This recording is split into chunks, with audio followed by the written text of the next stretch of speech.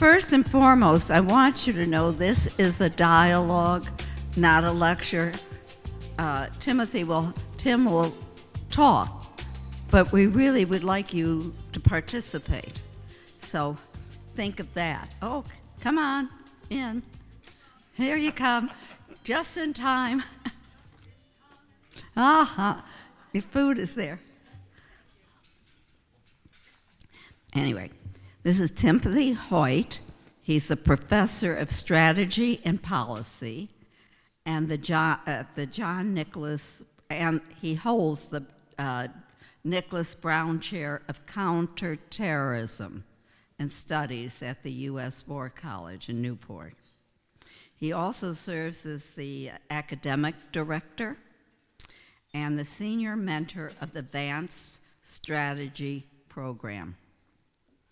He's an author of military industries and regional defense policy, India, Iraq, Israel, and over 50 articles and chapters on international security and military affairs. I think he could write a great spy novel. Anyway, I'd like you to meet Timothy, and I think you're going to really enjoy it.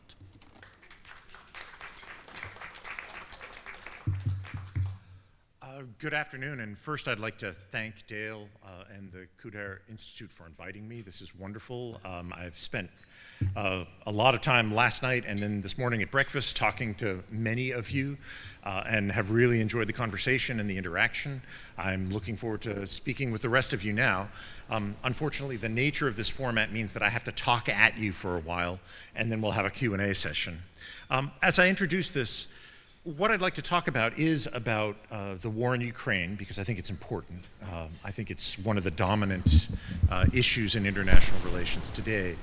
But I'll only spend about half the lecture talking about what's going on in Ukraine. I'd also like to talk about how it is accelerating changes in the international system. And those changes were already evident a decade or 15 years ago. We were seeing that China was becoming competitive and perhaps even an equal to the United States in terms of economic leverage in the international system. And that's something that we have not faced since the 1940s. We were also seeing that the global international economic order was beginning to change because globalization, many states were starting to realize that it wasn't an unalloyed good, where globalization was a really powerful and important strategic tool for the United States. In the Cold War with the Soviet Union, globalization was increasingly being seen by the US and by many other states as problematic. And COVID accelerated that. We are seeing changes now. When I grew up and was in graduate school in my international economics classes, I was told that tariffs were bad and we should never use them. Well, now we're seeing that tariffs again are becoming a part of international diplomacy and of political economics. So COVID accelerated many of these trends. I think that the war in Ukraine is accelerating them even more quickly. And so when we get to the end, I'll be talking a little bit about what we can look forward to in the international system, at least what the trends indicate to me, and what that means for American foreign policy, and also for our domestic policy as we consider how the next generations of our citizens are going to compete in a very different and perhaps rapidly changing world. The table of contents, it's always a good idea to tell you where I think I'm going before I start talking. I want to talk a little bit about how the war in Ukraine is accelerating the changing international system. Trends are emerging, and I'll talk about military, economic, and geopolitical trends. There are many more, but I'm trying to keep this to a fairly limited amount of time. And what does this mean for US policy in the future, both foreign and domestic? Some questions that we ought to be thinking about. In terms of changes in the international system, we've seen these emerge in US national security documents in both the Trump administration and in the Biden administration. So the Trump administration's national defense strategy in 2018 said that it's increasingly clear that China and Russia want to shape a world consistent with their authoritarian model, gaining veto authority over other nations' economic, diplomatic, and security decisions. And during the Trump administration, this was referred to as great power competition, a return to great power competition, with China being a rough peer competitor, an equal, which is correct, depending on how one measures gross domestic product. The percentage of global GDP that China has is pretty close to the percentage that America has. Some would say it had even surpassed it around 2013 or 2014. Russia is more of a military competitor. Its economy is about the size of Italy's, which is not insignificant, but it's much smaller than the United States, roughly a tenth of the United States, maybe even less. What Russia has, however, on the economic ladder is copious amounts of energy, which it exports freely, and also food. And in a world where populations are growing and climate is changing and affecting food production, that's a lot of geopolitical leverage for Russia, and we see this in the Ukraine war.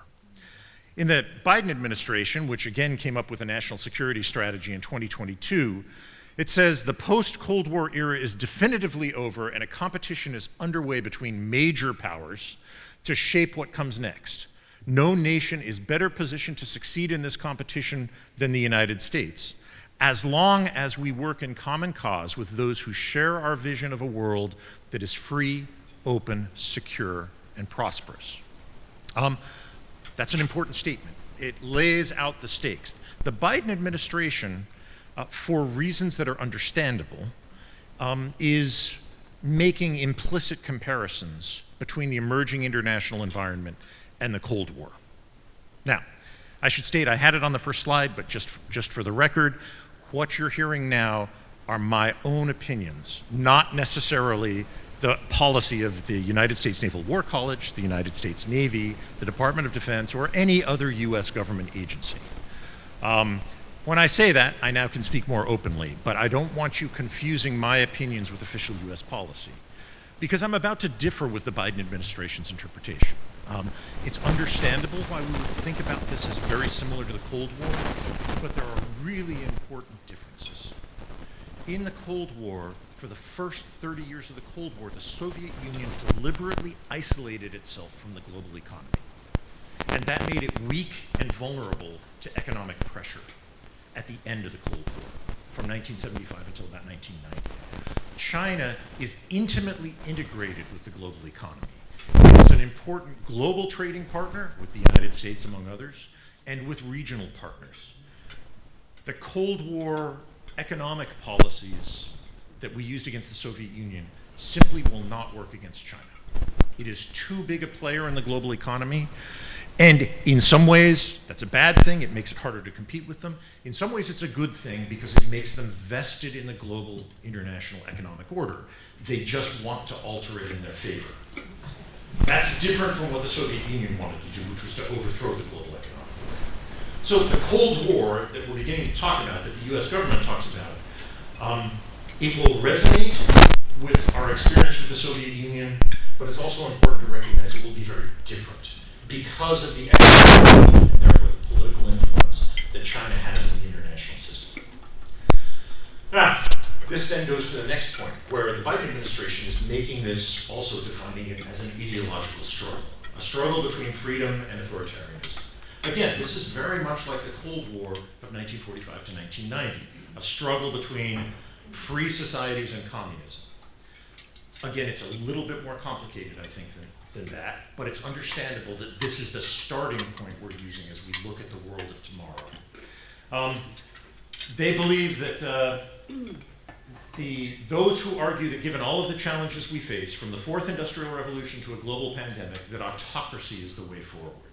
And they point to a number of states that are supporting this, that China, Russia, Iran, North Korea are all identified as states that are leaning towards this position, that the solution on a global scale for the challenges we face is autocratic rule rather than democratic rule.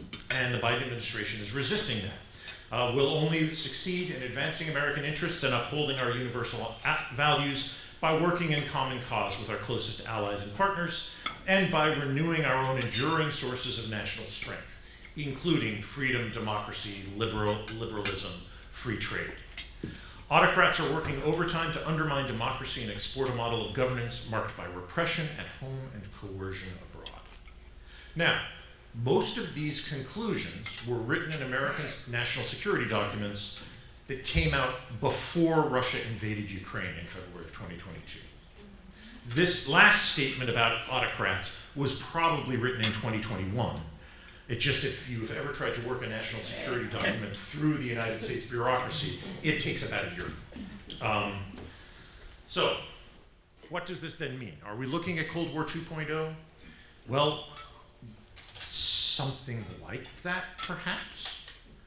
But how has Ukraine affected that? And how has Ukraine accelerated trends that might make us think somewhat differently about the future international environment? Well, first, we need to talk a little bit about the roots of Ukraine. In 1991, on August 24th, Ukraine declared itself an independent nation. There have been Ukrainian nationalist movements, both in late Tsarist Russia and under the Soviet Union. And after the collapse of the Soviet Union and the downfall of the wall, Ukraine declared itself to be independent. And for a period of 8 or 9 years, the Russian government routinely signed agreements and declarations that stated that Ukraine was a sovereign independent nation and that Russia had no interest in changing its borders. That only begins to change after 2004, at which point Vladimir Putin is in power. And at the risk of saying things that are grotesquely oversimplified, because oversimplification in international relations is always a danger, I would say the primary factor in the war between Russia and Ukraine right now is Vladimir Putin. Russia, under governments that were not headed by Putin, were not as hostile to Ukraine as the government once Putin took over. Putin clearly has a worldview that requires him to change the Russian relationship with Ukraine. And as a result, Ukraine may not be secure while Putin is in power. And that's something to consider as we look at the ongoing war. In 2004, Yanukovych loses a presidential election to a reformist competitor. Yanukovych had been reasonably close with Moscow. But now he's got a reformist competitor, the Orange Revolution, that wants to be closer to Europe, wants to join the European Union, may even want to join NATO. And in 2008, NATO says, Ukraine may eventually join NATO, but not anytime soon. Right? There's a series of benchmarks that Ukraine would have to meet in terms of its society, in terms of freedom, in terms of elections, in terms of corruption, in terms of economic development, and Ukraine was a long way away from joining NATO in 2008. But Putin warns NATO not to admit Ukraine, and that is the year that he invades Georgia, which was another state that NATO had said at some point Georgia might be allowed into Ukraine. So that for him clearly was a red line. The notion of NATO membership is for him unacceptable. And he's made increasingly clear in the years since then that Ukraine and other former members of the Soviet Union really need to subordinate themselves to Russian rule, whether as subordinate allies like the government of Belarus, or actually rejoining Russia and recreating the geography of the Tsarist Empire or of the Soviet Union. In 2010, Yanukovych won the presidency again, and in 2013, he canceled abruptly plans to create a closer relationship to the EU. This created nationwide protests called the Euromaidan. Now, Russia blames these on the CIA, but there isn't a lot of evidence for that. It's easy to blame anything that goes bad on the CIA. Sometimes, rarely, the CIA actually is at fault, but this appears actually to be part of those Ukrainian domestic politics dating back to 2000 and 2004, the question of whether Ukraine wants to move closer to Europe or closer to Russia. And in 2014, Yanukovych is removed from power. Putin condemns this as a fascist coup. He invades the Crimean Peninsula and captures it, and has held it ever since. And also begins fighting in the Donbas region. And the areas that he begins the fighting in are areas that have a Russian-speaking majority, but were still part of Ukraine. Those are areas that are still contested even today, as Russia tries to expand further in and capture more of them. So from 2014 to 2022, Ukraine and Russia are fighting what the military tends to call a low-intensity conflict. Any conflict is not low intensity if you're living in it, but this was a combat that was being fought at a much lower level of casualties, of resource drains, than the war that breaks out in 2022. That becomes a major conventional war. In 2019, Zelensky's elected as the president with 73% of the vote. It's important to recognize he was elected on an anti-corruption campaign. Right? That is at least the source of his electoral victory and a continuing source of his legitimacy. Now, war breaks out in February 22, and actually Putin clearly began preparing for this as early as the summer of 2021. Those red areas are areas of Ukraine that at the height of the Russian success in the war were occupied, and the striped areas were areas where there were Russian forces, but they had not consolidated their victories.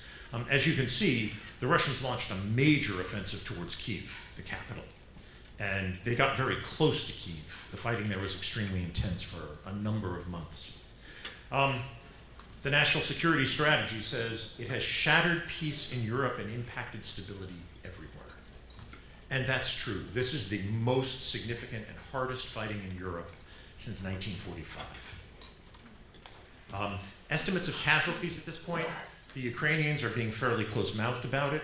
NATO estimates, and these are a couple of months old, are roughly 70,000 dead, which is about 5 times as many as the Soviet Union lost in Afghanistan in the 1980s. Maybe 200,000 total casualties.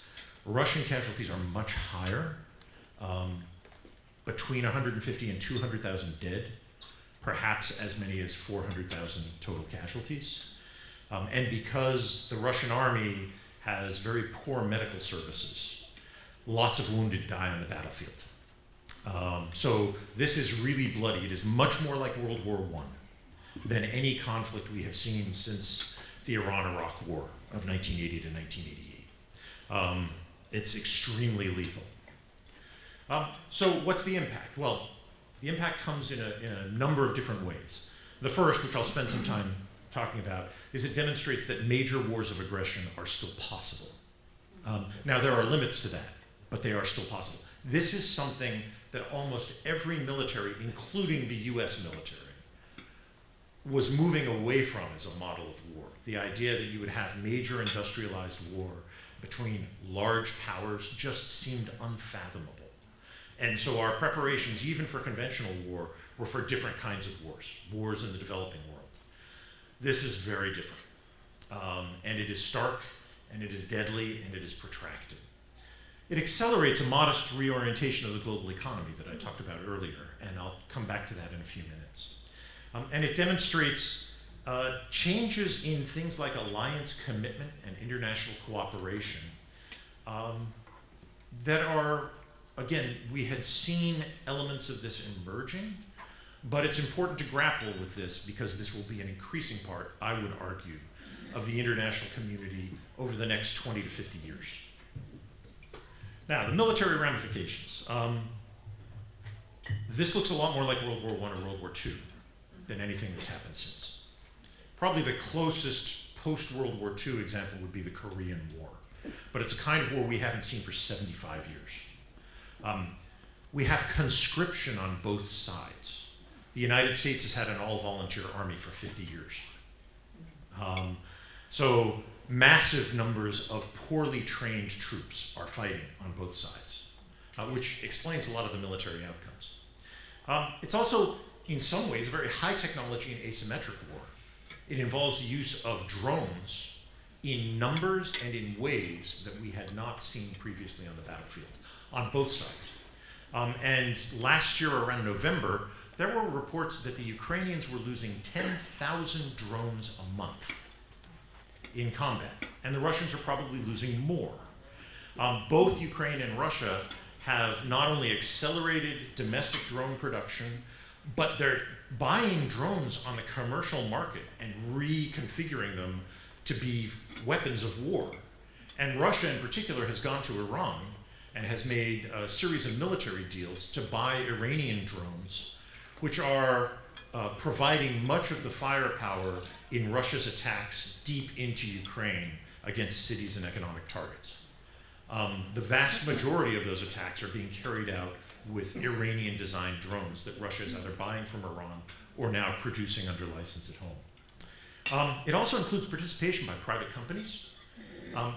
Elon Musk decided early on that he would make Starlink available to the Ukrainians, and that enabled them to communicate on the battlefield and to communicate between the civilian government and the military sector in ways that probably played a critical role in allowing Ukraine to survive the first few days and weeks of combat. Since then, there has been some controversy about whether Musk has shut down cooperation at various times or whether he's allowing the Russians to use Starlink as well. But here's a private corporation that is playing a critical role in the war by providing the infrastructure that allows one or both sides to not only communicate with forces and back home, but also to do sophisticated things like targeting. This is all very important and has contributed to the lethality of the war. Indirect artillery fire, when you don't know what you're firing at, is scenic, but much less lethal than if you can focus much more tightly on given targets, and you can do that with overhead imagery and surveillance. It challenges assumptions about Western operational excellence. I'm a great supporter of the US military. I work for them. I believe that they are an extraordinarily professional and capable organization. I am not sure that if the US Army were fighting in this conflict, that we would be doing massively better than either side. This is just mass combat. And things that we took for granted when we invaded Iraq, even though Iraq was a heavily armed country with a military that was fairly experienced, things we took for granted, like we could take tank columns and drive them through downtown Baghdad. In this war, they'd be slaughtered, because the lethality of things like shoulder-fired anti-tank missiles, which you don't need a lot of training to utilize, they have become incredibly effective. And for all that we've talked about how, well, if we just sent US military to Ukraine, then Ukraine would win, in the first couple of weeks after US M1 Abrams tanks got into combat in Ukraine, several were lost to what are functionally bazookas. And the same is true of the air environment. The air environment is incredibly lethal, even though neither side has an air force as good as the United States Air Force. Surface-to-air missiles and drones have become very powerful as a counter-air operation. And so the Russians, despite all of their numerical advantages, can't operate deep over Ukraine because they'll lose the aircraft. When they are using aircraft, they're standing usually 20 to 50 kilometers behind Russian lines and firing with long-range precision weapons, or not-so-precision weapons. So this looks more like World War I than Desert Storm.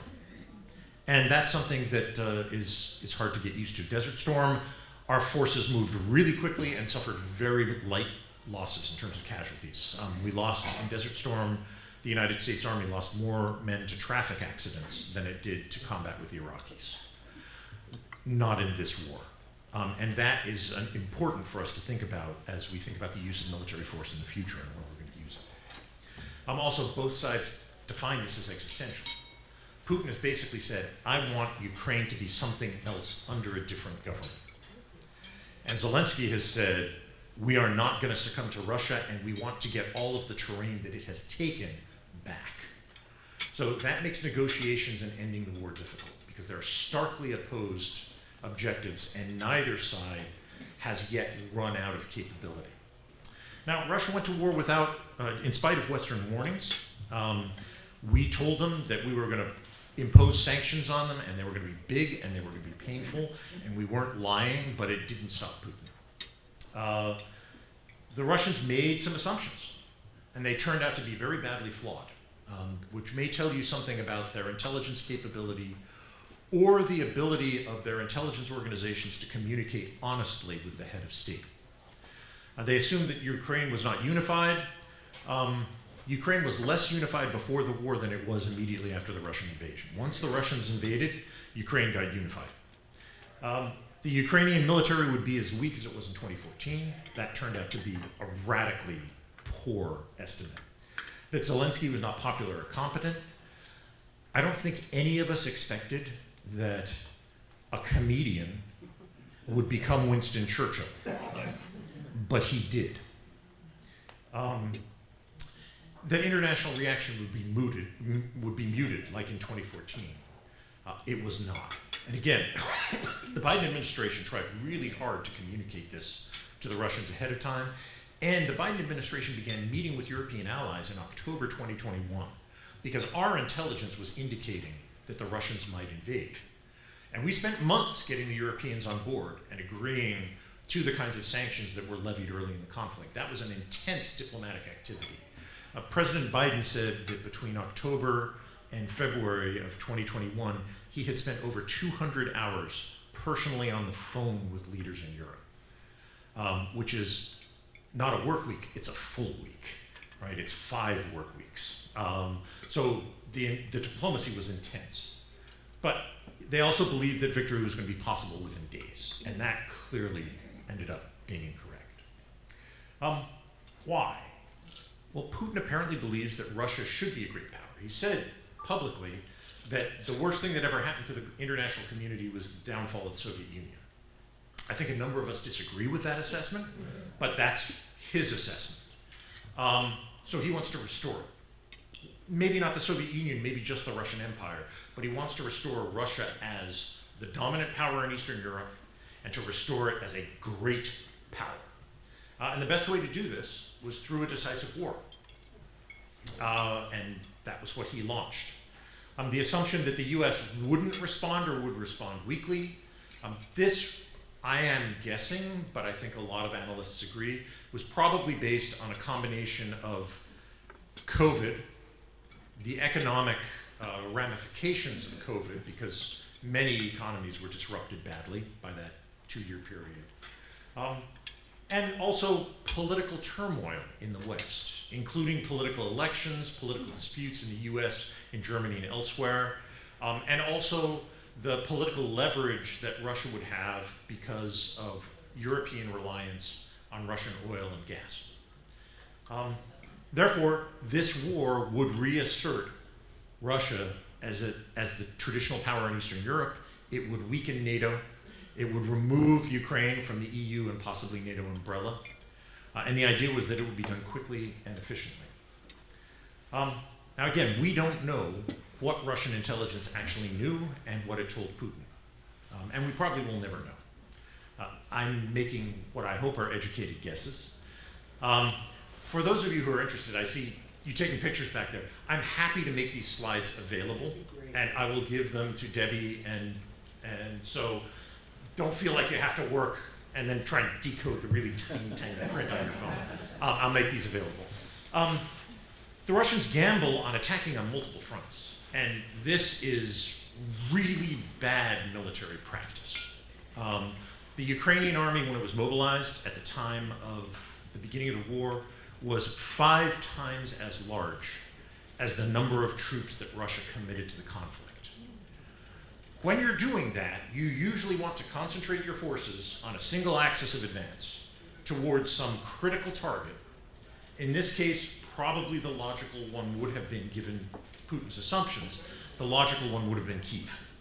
Concentrate most of your forces, drive for Kyiv, try and take the capital, and if you take the capital, then maybe Ukraine will surrender.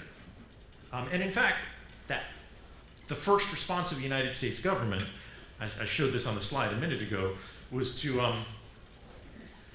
go to Zelensky and offer to evacuate him. And he made this famous, "I need ammunition, not a ride," quote. But concentrating all your forces for the attack on Kyiv might have made sense. It would have been difficult militarily, terrain, weather, a whole lot of other problems. But instead they attack on like 6 different axes, which suggests that they're really expecting ineffective Ukrainian opposition. And in fact, it got them in a world of trouble, and they lost their best troops very early in the war. Western intelligence about Russian intelligence or intentions was accurate, but we didn't actually think they were going to go. We were hoping we could deter them. And we overestimated our ability to deter them. Ukraine, however, fought with enormous effectiveness, defending its own territory. Russia redefined success just a couple of months after the beginning of the war. Rather than overthrowing the Ukrainian government, they now said, okay, we'll just take over the Donbas region, which is that sort of corner around the yellow area, that red area and the yellow area is most of the Donbas region. It's about 4 different provinces in Ukraine, and the logic for this is twofold. The public logic is there are lots of Russian speakers here, and so we have to liberate Russians. This may sound a little bit like the 1930s, and in that respect, it is, right? Russia should control all Russian speakers. This makes Latvia and Estonia and Lithuania really nervous because they're very tiny countries with lots of Russian speakers. But it's also about economics. There's a lot of important industry, mining, resources in that area, iron and coal especially. The Russians pull back from Kyiv, they focus on the Donbass, and they claim these 4 provinces, Donetsk, Luhansk, Kherson, and Zaporizhia. The latter 2 they don't really control much of yet. So that's kind of an assertive claim. But they control a great deal of Donetsk and Luhansk. They also begin massive movements of Ukrainian populations out of the areas they occupy, including children, who are then forcibly adopted into Russian families. What they are carrying out is war crime, and they continue to do it today. The Ukrainian attack in 2002 retook a great deal of the lost territory in the north and the east, and now fighting is stalemated in 2023. There was a much publicized Ukrainian offensive, but the Ukrainians figured out fairly quickly that they were having a lot of trouble breaking through Russian fortified lines.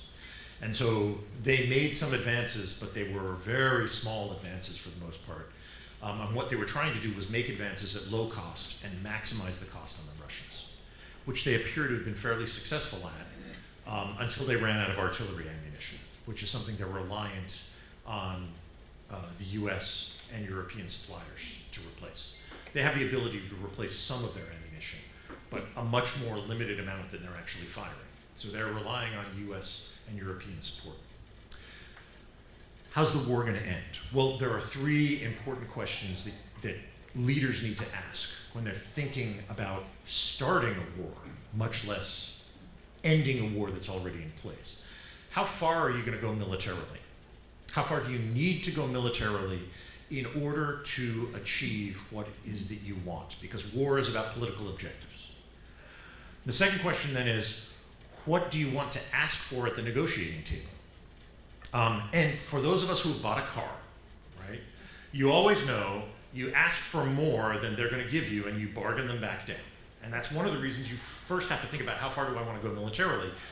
You may have to give up some of what you capture, right, as part of a bargaining ploy, right? Okay, I can't get the shiny hubcaps that I want for the price that I'm willing to offer. I'll give up the hubcaps, but I still want to gain something positive out of it for the price I paid. And then how do you enforce the peace? Now, that last question is really problematic, and no one has found a solution to yet, and you're going to hear a lot of debate about it as the war continues. How do you enforce the peace? Again, my argument, if I were a Ukrainian leader, I would assume that even if we get a peace, that Putin will come at me again.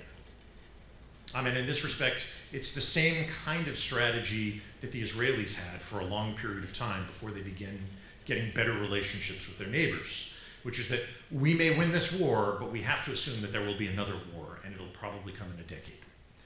And if I were the Ukrainians, I'd be thinking the exact same way. Russian objectives are incompatible with Ukrainian objectives. So how do you get to a point where they begin to find ways to compromise with one another? Usually that happens through mutual exhaustion. Sometimes it happens if one side or the other suffers a political or a military collapse.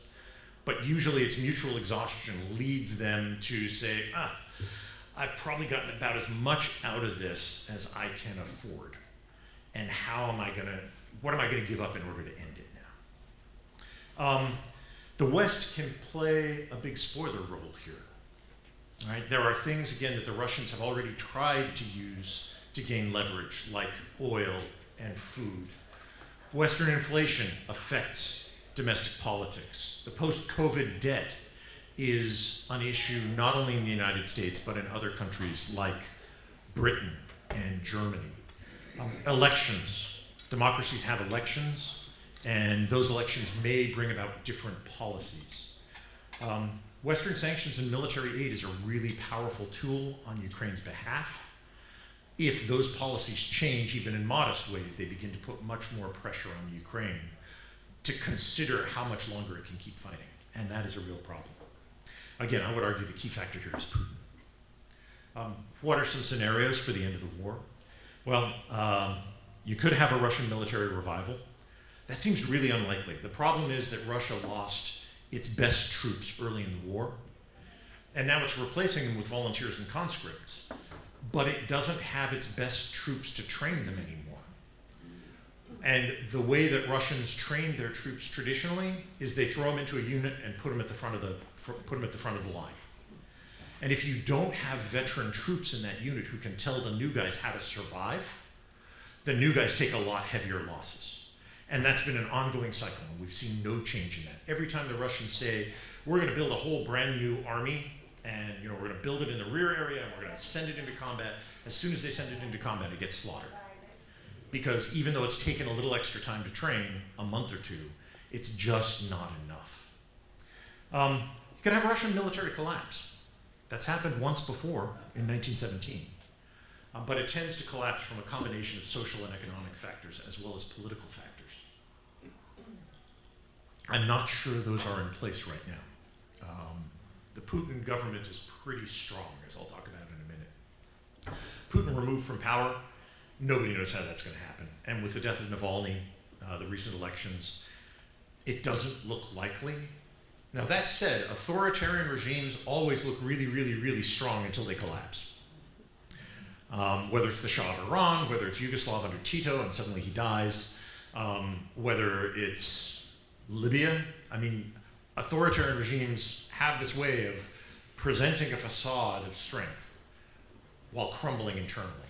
Again, we don't see those signs in Russia right now. Ukraine could liberate its territory. That would take a lot more military capability than it currently has.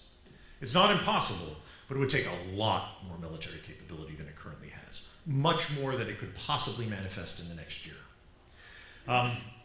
Ukraine collapses. That could happen. Doesn't look likely. Ukraine has defended itself very stoutly. This is not like South Vietnam or Afghanistan, where if Western aid is withdrawn, the society just collapses and adversaries take over. Ukraine would continue to resist. It would probably negotiate an unfavorable peace, but that could end the war. A Russian nuclear demonstration, we keep worrying about that.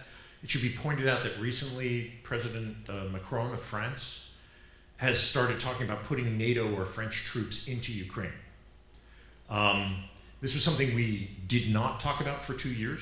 In fact, President Biden made it clear we were not going to send troops to Ukraine because of fears of nuclear escalation. Macron apparently is testing the waters. I'm not an expert in French foreign policy, but my guess is that that's what he's trying to do, to say to the Russians, you can't assume that we will never put forces in, and seeing how Russia reacts. The outcome, however, I would argue, has been a strategic disaster for Russia. Even if they get a settlement that makes them somewhat happy. They wanted to restore Russian greatness. They wanted to discredit democracy and enhance the appeal of authoritarianism. They wanted to divide the US and Europe. They wanted to divide Europe against itself. They wanted to keep Ukraine out of European institutions. They wanted to end NATO expansion. And they wanted to absorb Ukraine somehow, politically or physically integrated Russia. They weren't doing bad. They were not doing badly at any of that before February 2022.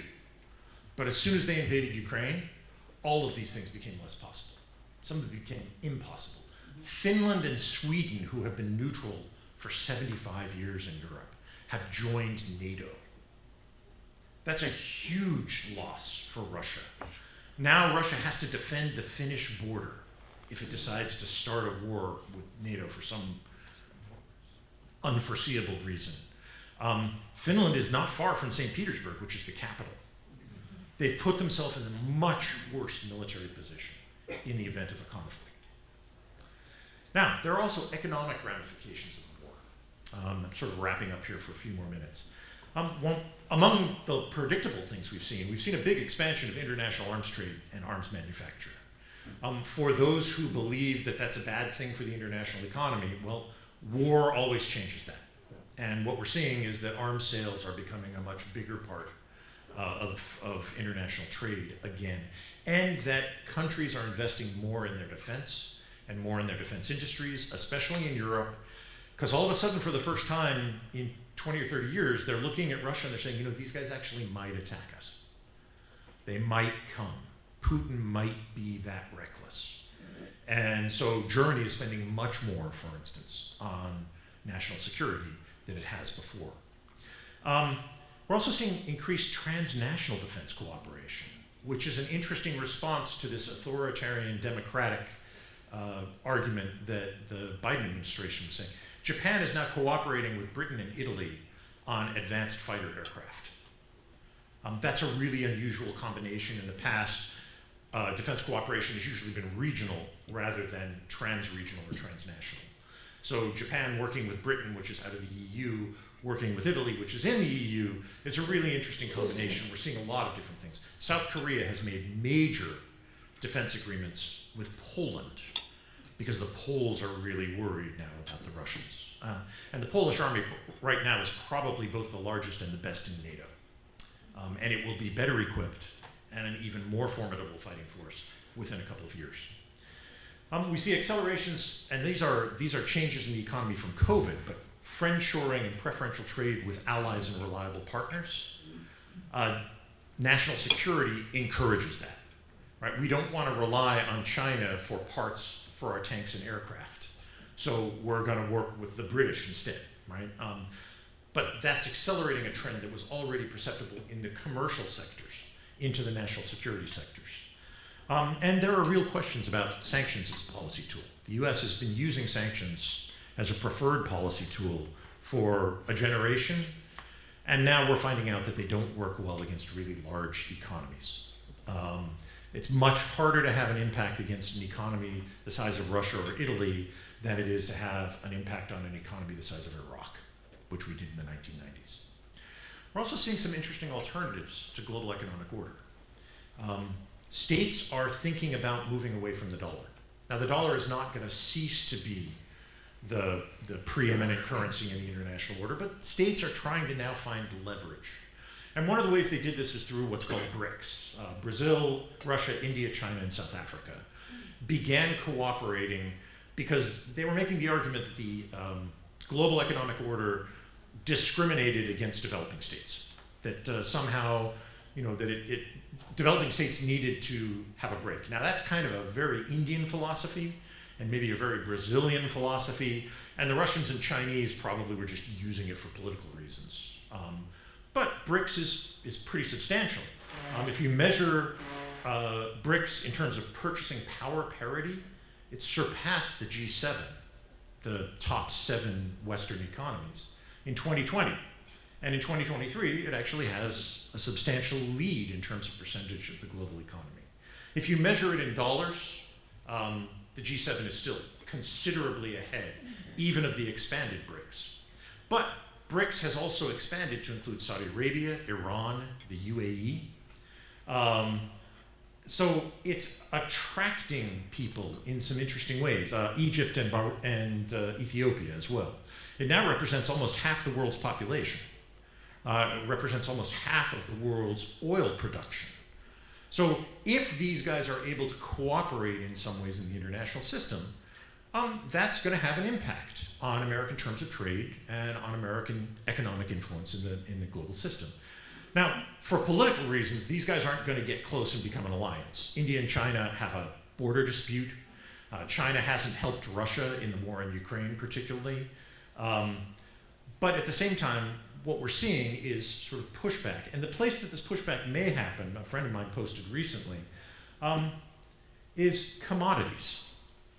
That these states may begin bartering with one another in order to undercut the dollar or not pay the costs that are associated with using dollars or potential political vulnerabilities that come with using dollars.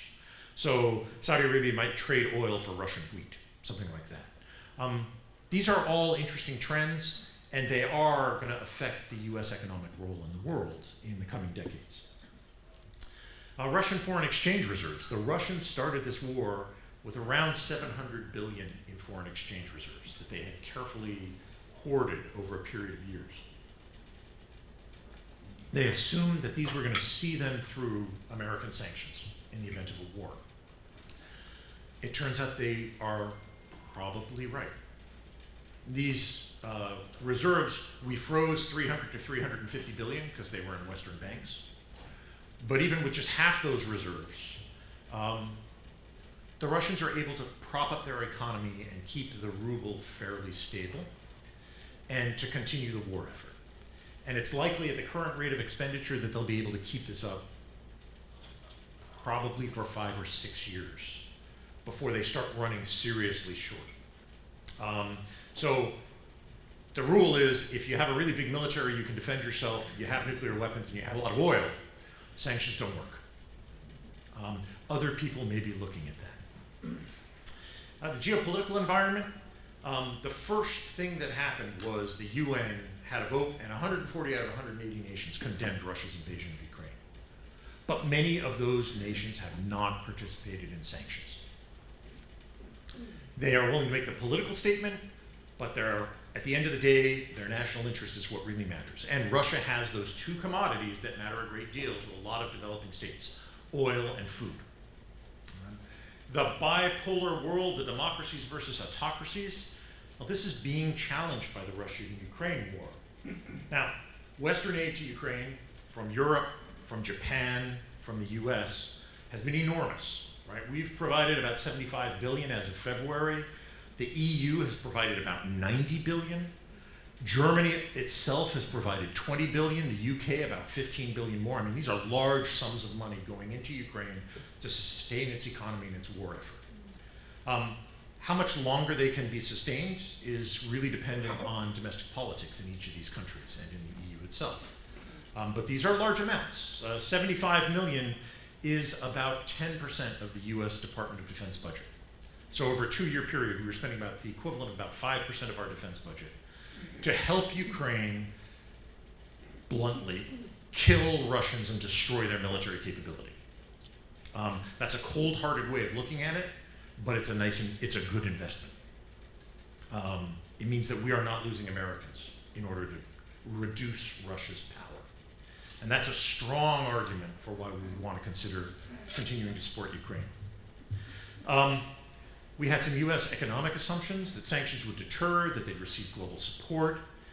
Again, Russia has these two commodities. Sanctions are imposing costs. The Russians aren't making stuff for their commercial market, especially weird stuff, electronics. If you buy a dryer, it has a microchip in it. Well, it's harder and harder for Russia to get microchips because of sanctions. So the microchips that they smuggle into the country at great cost are going to the military-industrial complex. They aren't going to dryers, vacuum cleaners, cars. But smuggling is now pretty endemic. Russian assumptions, they thought the liberal world order was declining. And in fact, the war appears to have reinforced it. That, I would argue, is a good thing.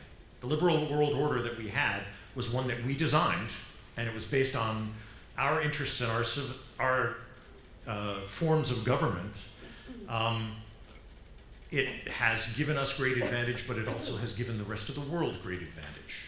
As a percentage of the global population, far fewer people live in poverty today than lived in poverty in 1945 or in 1900 or at any time in the past. And that's one of the good things about this liberal world order. It has dragged people out of poverty and given them the opportunity for a better life.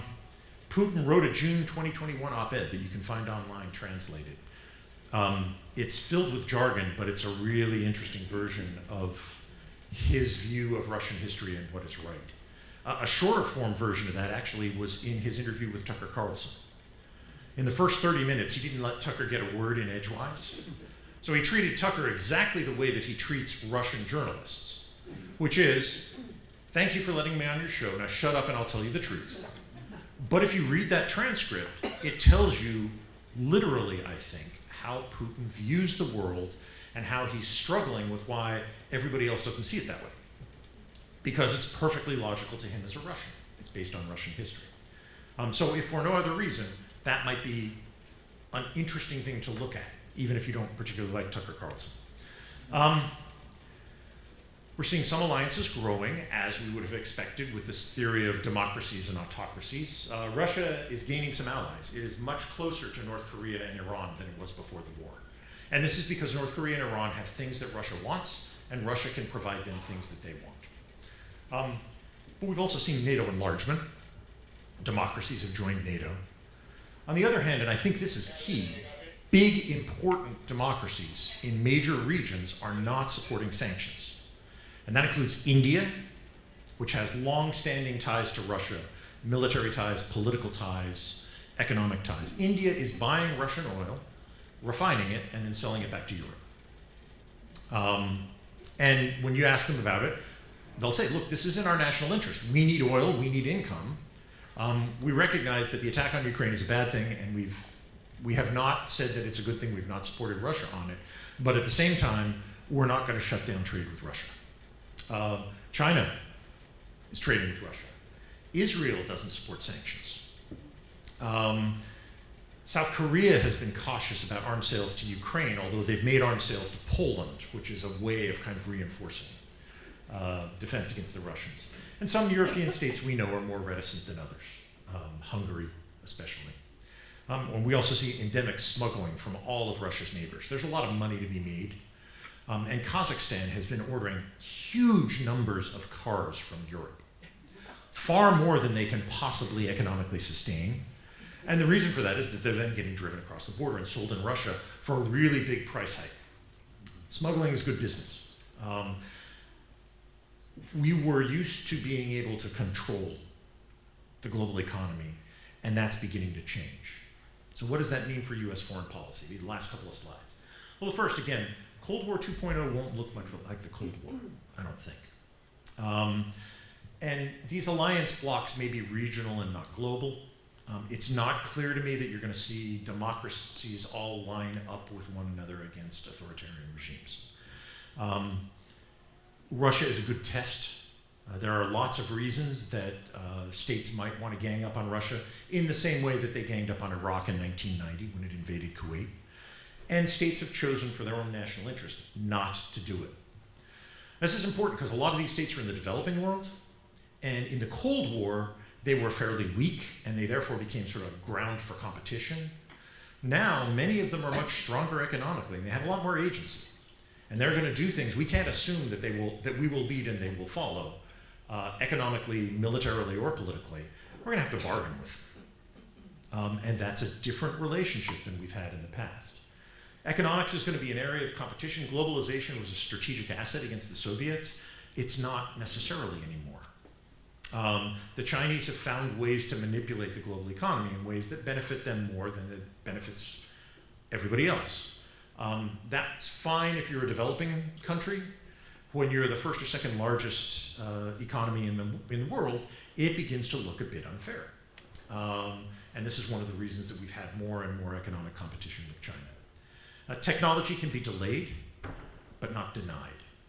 We were able to deny technology to the Soviet Union for a long period of time. That doesn't work in a globalized economy, especially one where both Russia and China are deeply entrenched in that globalized economy. They have lots of connections and influence. Other powers are going to emerge, and they're going to be more competitive. Some of these will be states, like India, which by 2030 will have the third largest economy in the world. Right? They have chosen to stay outside the sanctions regime. They are taking a middle position between the US and Russia over Ukraine. We can expect to see that regularly. I've done a lot of work with India over a long period of time. It's important. But coalitions also matter. BRICS, which I mentioned before, and the EU, these kind of interesting economic cooperation zones may have more and more impact on the global economy, and the United States may have to negotiate with them, rather than sort of leading and assuming that they will follow. We're going to have to deal on a more equal footing with other players. And that's something we haven't done since 1943. We have not had an equal. we've lost the nuance and the deftness to do it. We're going to have a lot more strategic empathy. We're going to have to do a lot less demanding and a lot more negotiating. And those are very different styles. Now, this is going to happen gradually, but we still have to start thinking ahead. And I think this has major implications for some of the debates that we're having in US society. I'm not saying this in a partisan way, but we know that there are a lot of issues that are now sort of hot spots in US domestic politics. Education, immigration, populism, national security, budgets and deficits.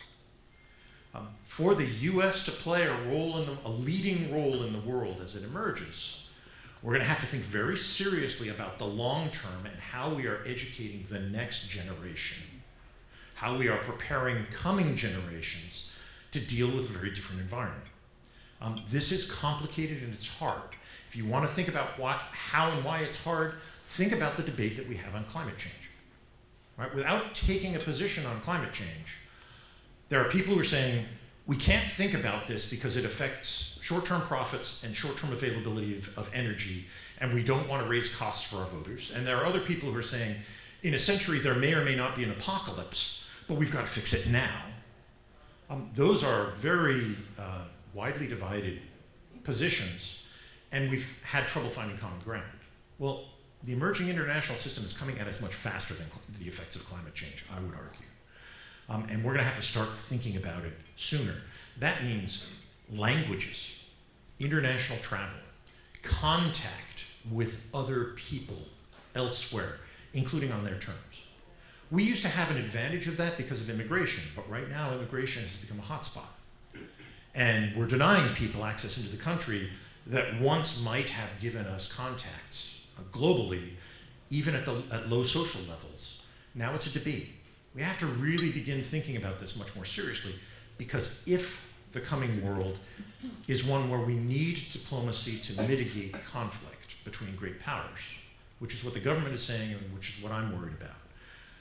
Good diplomacy comes not only from resources, but also from strategic nuance and understanding of other cultures, so that you know how to deal with them and how to interact with them. And that's something that has been, in the last 20 years, somewhat removed from our society. And it's something we have to think about again. And with that, I'll take any questions you might have.